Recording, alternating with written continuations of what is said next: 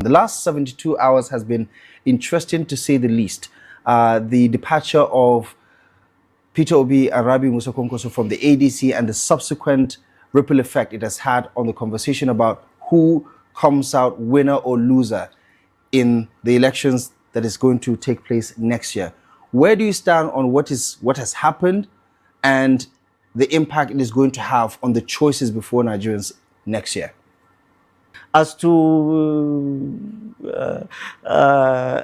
Excellency Peter Obi and Excellency Rabi Musa Kwankwaso, they can pitch their tent anywhere, is their right, is their prerogative. They're not going to make a dent at all in the outlook of this election. I'm telling you this for a fact. Okay, what is Rabi Musa Kwankwaso going to add to the ticket of Peter Obi? 1 million plus votes. From where? I mean, if we're going by the last So he results, thinks, this is the mistake people make. This is the mistake politicians make. You don't think a million vote is guaranteed? He thinks where he has those votes in his pocket, as if they're his chickens in his chicken coop. I mean, this is the arrogance of this politician that really irritates us. Oh, they're there. What have you done for them in the last 4 years, Mr. Rabi Musa Kwankwaso? To keep them and say, oh yeah, you are mine. The red cap and the shouting nonsense. Come on, this is serious. We are talking about the lives of millions of our people. And I will tell you, Peter Obi will be a hard sell in the North. He's an easy sell to the Christian North that he came and balkanized. Because all his campaigns in the North during the 2022 elections were in churches. I've seen him saying churches must take our country back, And that was why he got the Christian vote. 2027 is different. I will tell you why. This is coming after those lies of Christian genocide in the North. Remember? That made President Trump drop a bomb in Sokoto, the heart of the caliphate. All this was again Muslim North, lying against Muslim North, the Christian genocide. Who are the pushers of this? Obedience. They are supporters, absolutely. You remember there is a New York Times article. You remember that screwdriver merchant in Onisha that was writing all of this, that sent it to what's the name of this guy? Riley Moore and Ted Cruz. And you go to the United States, America, all those guys pushing Christian genocides are either obedience or IPOB. You're saying you're placing the blame on Peter Obi? Peter Obi will have people who support him. Let me tell you, you don't understand. Peter Obi has questions to answer in the North. There is, I don't know if you read literature in your secondary school. Julius Caesar. When Mark Antonio, they came to his oration during the burial of Julius Caesar. Say, friends, Romans, countrymen, lend me your ears. I come to bury Caesar, not to praise him. The evil that men do lives after them. The good is often interred with their bones. I say this because we are going to interrogate and question. That is the Muslim North, the Northern Nigeria will interrogate Peter Obi's tenure when he was the governor of Anambra State. What he did to Northerners in 2022. We all know that. He deported them. He even made them have an ID card, their names, where they are from, what their occupation is. In this Nigeria that we live. There's been a lot of reporting about how that has been exaggerated to reflect him in a negative light. It is true. Did he not? It is the same Kwankwaso that have had to fly to Oka, go and sit with them. I say, be careful. I have more Igbos in Kano living in peace than there are Northerners throughout the Southeast. So you better be careful. The same. So he will come to the North now and explain to us.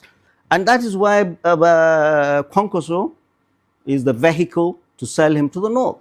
But we have his record to interrogate what he did to Northerners when he was the governor of... Because if you ask him, I've seen a lot of his interviews when he's asked, what is your manifesto? He says, I've done it in Anambra.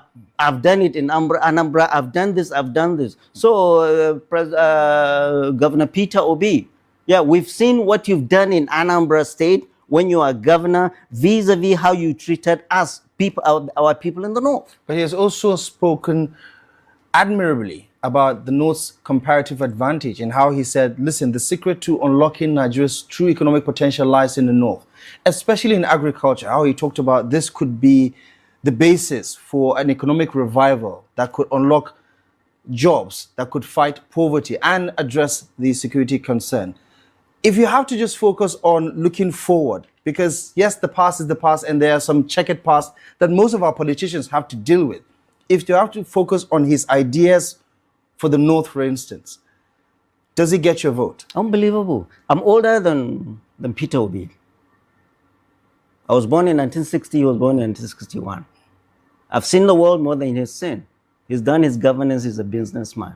Every one of us, I know the North more than he does.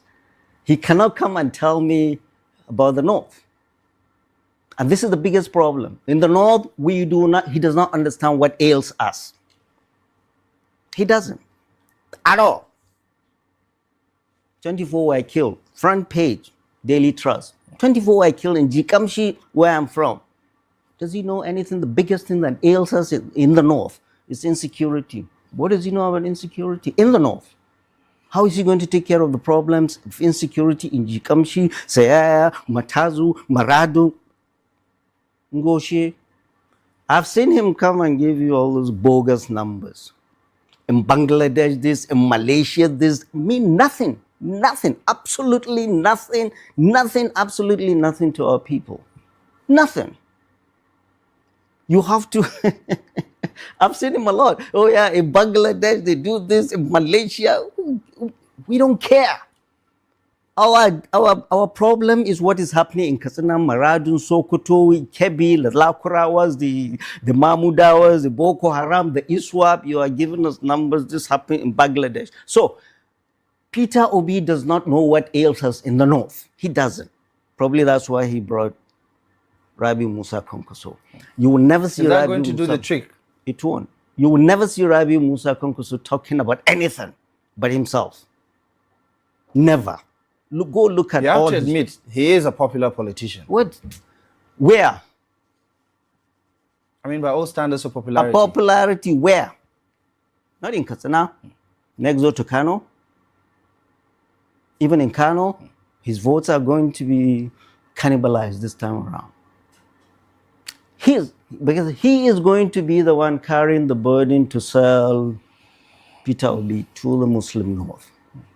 That will dent him. So KO, or is it KO or OK? Okay. OK is not sellable in the North, Muslim North. I mean, I'm giving them this free consultancy, and they know it. They know it. You're making Rabi Musa Kwankwaso is next door to Katsina. He couldn't come here and do anything.